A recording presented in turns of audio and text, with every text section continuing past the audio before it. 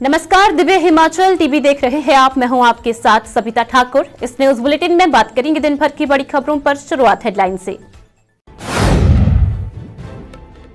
Police विवाद पर बोले सीएम, राज्य की संप्रभुता के लिए दिल्ली पुलिस को रोका। सीएम सुक्खू का ऐलान, प्रदेश के सभी मेडिकल कॉलेजों को मिलेंगी आधुनिक मशीनें। सीएम का दावा, पूर्व भाजपा सरकार आरडीजी से ही उतार सकती थी कर्ज। मुख्यमंत्री सुखविंदर सिंह सुक्खू का ऐलान, हमीरपुर में खुलेंगे 2 नए कार्यालय। जयराम ठाकुर बोले, सर्वाइकल कैंसर टीकाकरण पीएम मोदी का बड़ा कदम। नगर परिषद बद्दी को मिला नगर निगम का दर्जा, सरकार ने जारी की अधिसूचना। हिमाचल प्रदेश राष्ट्रीय विधि विश्वविद्यालय में कर सुधारों पर अंतर्राष्ट्रीय सम्मेलन। This bulletin is brought to you by Rainbow International School, Nagrota Bagwa. अब खबरें विस्तार से। दिल्ली और हिमाचल पुलिस विवाद को लेकर सीएम की पहली प्रतिक्रिया आई है। सीएम ने कहा कि कोई बिना वर्दी बाहर से आकर किसी को भी उठा ले जाए, ऐसे कैसे चलेगा। वहीं जयराम ठाकुर सच बोलने की बजाय अपनी पुलिस के खिलाफ ही बोल रहे हैं। आइए जानते हैं और क्या कहा सीएम ने।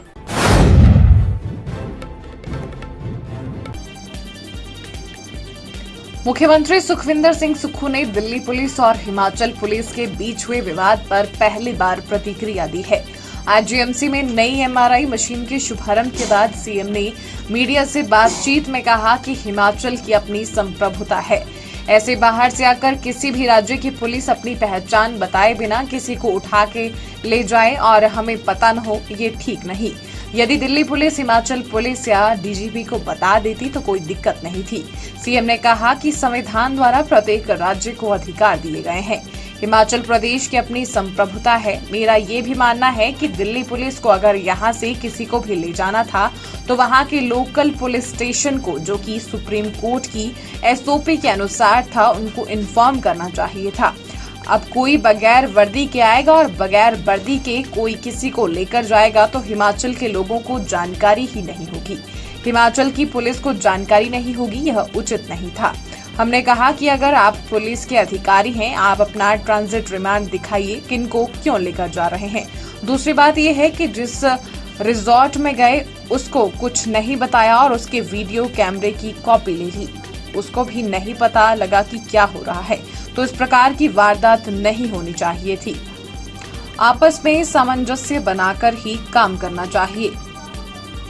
आरडीजी में विरोध कर रहे हैं, पुलिस आ रही है, हमारी पुलिस यहाँ अच्छा काम कर रही है, उसका विरोध कर रहे हैं। मेरा ये मानना है, संविधान के द्वारा प्रत्येक राज्यों को अधिकार दिए गए हैं और प्रत्येक राज्यों के अधिकार के अनुसार राज्य कार्य करते हैं।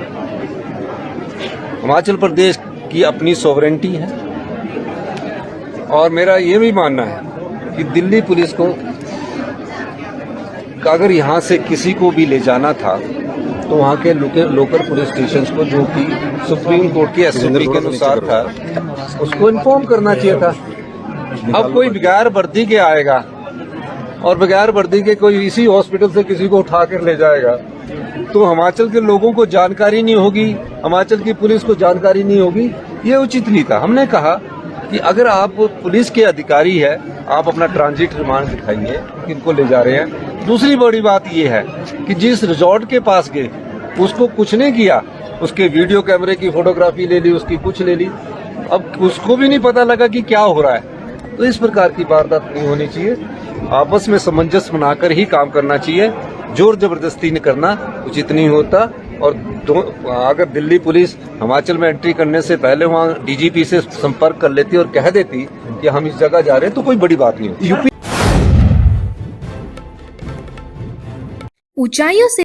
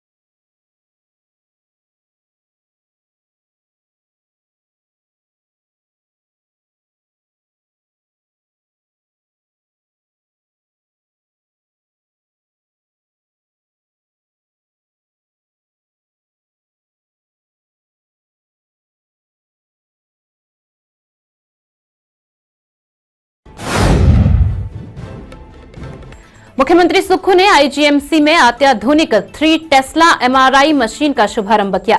इस दौरान सीएम ने ऐलान किया है कि प्रदेश के सभी मेडिकल कॉलेजों में ऐसी आधुनिक मशीनें उपलब्ध करवाई जाएंगी।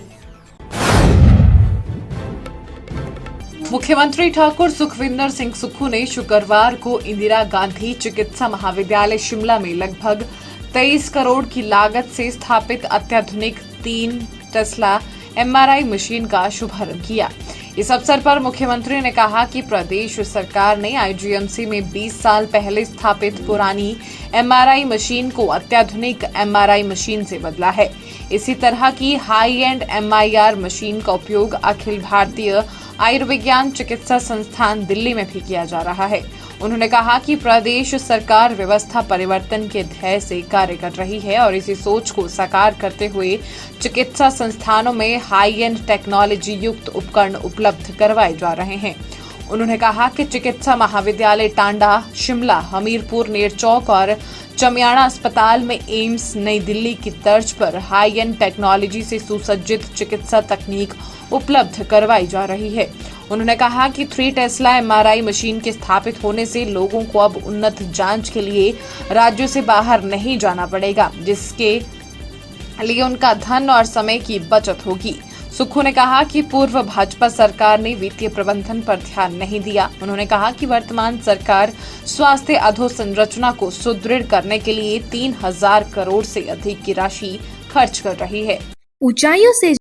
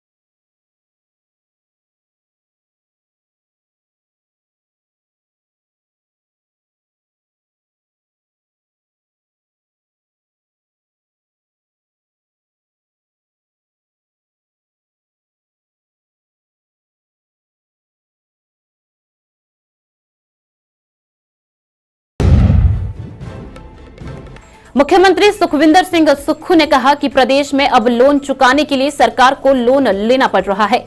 मुख्यमंत्री सुक्खू ने कहा कि भाजपा हिमाचल विरोधी पार्टी है और हमेशा जनता को गुमराह करती आई है। हमीरपुर पहुंचे मुख्यमंत्री सुखविंदर सिंह सुक्खू ने 1 दिवसीय दौरे के दौरान नेता प्रतिपक्ष जयराम ठाकुर पर जमकर निशाना साधा है। मुख्यमंत्री सुक्खू ने कहा कि भाजपा हिमाचल विरोधी पार्टी है और हमेशा जनता को गुमराह करती आई है। आरडीजी के मुद्दे पर मुख्यमंत्री ने कहा कि वह आरडीजी से ही हिमाचल प्रदेश का कर्ज उतार सकते थे, लेकिन केंद्र सरकार ने आरडीजी बंद कर प्रदेश से अन्याय किया है। उन्होंने कहा कि भाजपा सरकार हमें विरासत में 76,680 करोड़ रुपए कर्जा छोड़कर गई है। सरकार को कर्जा चुकाने के लिए कर्जा लेना पड़ रहा है। मुख्यमंत्री सुखविंदर सिंह सुक्खू हमीरपुर के 1 दिवसीय दौरे के दौरान मेडिकल कॉलेज जोलसप्पड़, हेलीपैड जसकोट और बस अड्डे हमीरपुर के निर्माण कार्य का निरीक्षण करने के उपरांत प्रेस वार्ता को संबोधित कर रहे थे।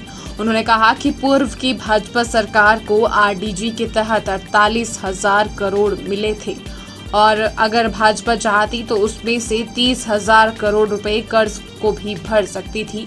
और उन्होंने ये भी कहा कि पूर्व की भाजपा सरकार ने छठे पे कमीशन की देनदारियां भी नहीं दी और कर्ज भी नहीं चुकाया। उन्होंने कहा कि जयराम ठाकुर ने अपने दोस्तों को खुश करने के लिए 1000 करोड़ रुपए के भवनों का निर्माण करवाया, जो कि अब खाली पड़े हुए हैं। हिमाचल भाजपा विरोधी क्यों है, ये बड़ी दुख की बात है। आरडीजी किसी सरकार का अधिकार नहीं है, ये हिमाचल प्रदेश की जनता का अधिकार है। हर साल 10,000 करोड़ रुपया कट जाएगा और 10,000 करोड़ 2026 से 31 तक के जो 16 फाइनेंस कमीशन है कट जाएगा। मुझे तो दुख इस बात का भी है कि जयराम ठाकुर जी पूर्व मुख्यमंत्री और भाजपा की जब सरकार थी, उसमें आरडीजी के रूप में उन्हें 54,000 करोड़ रुपया मिला। उनके 5 साल के टेन्योर की बात कर रहा हूँ। जीएसटी कंपनसेशन सेस के रूप में उन्हें 16,000 मिला। उनके 5 साल के बात कर रहा हूँ, थोड़ा बहुत ऊपर नीचे हो सकता है, लगभग के कितने 70,000 करोड़ मिला। उस समय जब जयराम जी ने सत्ता संभाली 2017-18 में, प्रदेश पर 48,000 करोड़ रुपए का कर्ज था। अगर वो चाहते तो आरडीजी के माध्यम से पूरा कर्ज ही माफ कर देते, ना तो उन्होंने पूरा कर्ज माफ किया और जो 6th पे कमीशन की लायबिलिटी थी वो भी हम पर छोड़ दी। अगर वो उनका वित्त ठीक करते अपना, तो मैं कह सकता था कि 48,000 के कर्ज को अगर वो पूरा नहीं माफ करते तो 30,000 का करोड़ रुपए का वो कर्ज दे सकते थे। आज हमें क्या स्थिति में छोड़कर चले गए वो 76,680 करोड़ रुपए का कर्ज हमें उनकी विरासत में मिला। और अब हमें जो कर्जा चुकाने के लिए आप पढ़ते हैं ना कि आज सरकार इतना लोन ले रही है, तो जितना हम लोन ले रहे हैं हमें कर्जा चुकाने के लिए कर्जा लेना पड़ रहा है। हिमाचल प्रदेश जो है वो डेट ट्रैप में फंस चुका है। सीएम सुक्खू ने कहा कि ट्रांसपोर्ट विंग और अर्बन डेवलपमेंट विभाग का मुख्यालय भी जल्द हमीरपुर में खोला जाएगा। उन्होंने दावा किया कि प्रदेश में भ्रष्टाचार के दरवाजों को बंद कर दिया गया है।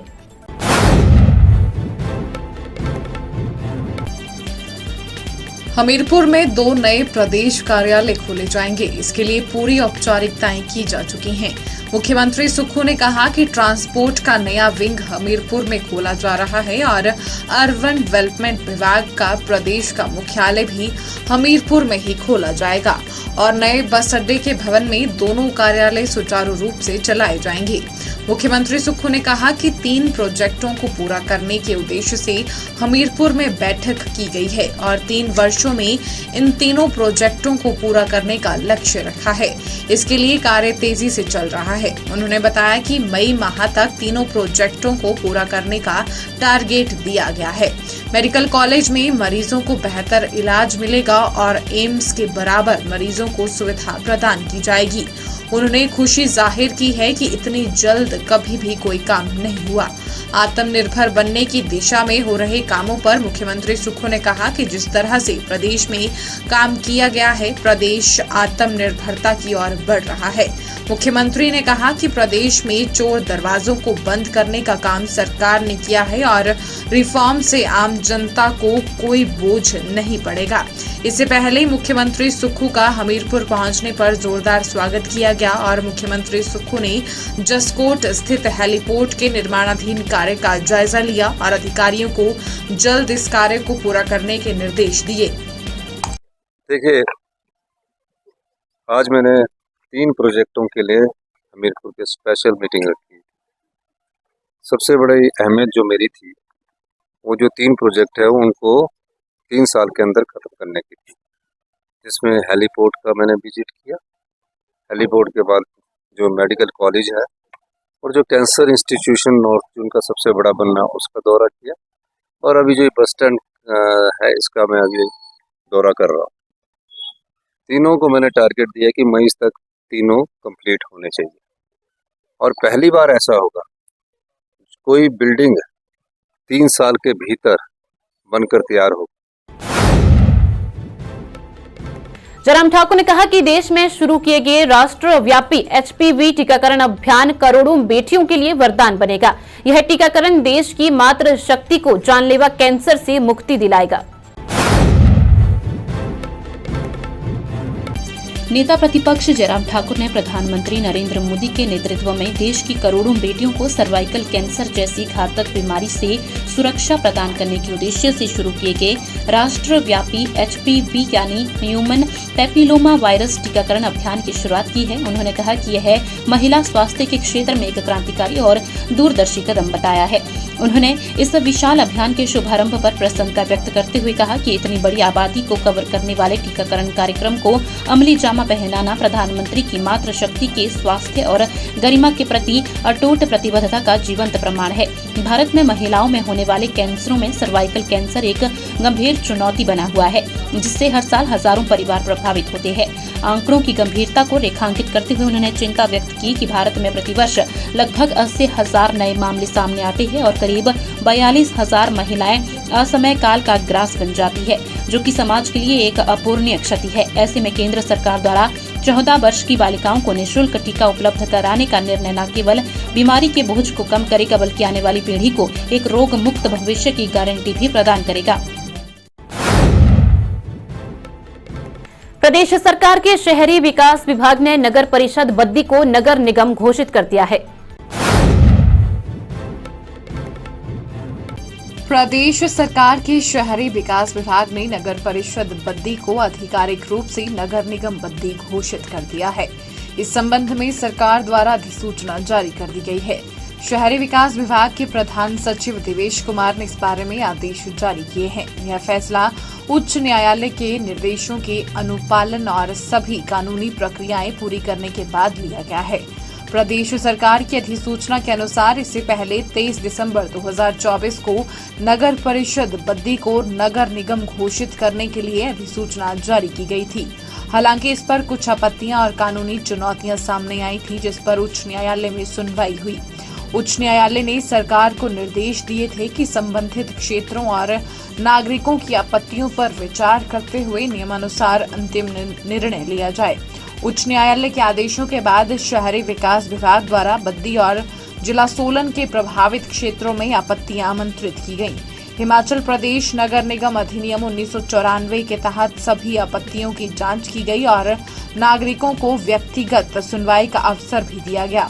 सभी प्रक्रियाएं पूरी होने के पश्चात अब हिमाचल प्रदेश सरकार ने नगर परिषद बद्दी को नगर निगम के रूप में घोषित कर दिया है।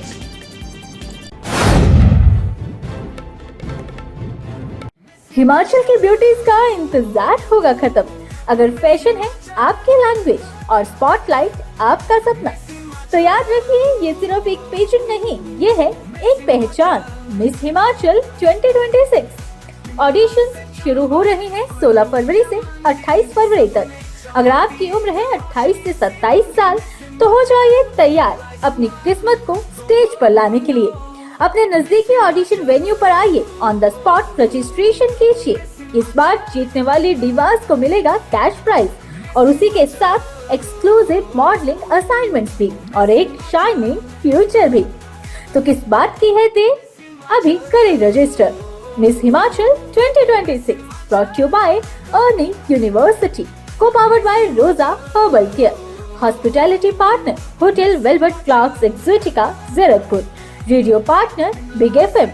For more details, follow our Instagram page @Miss Himachal Official.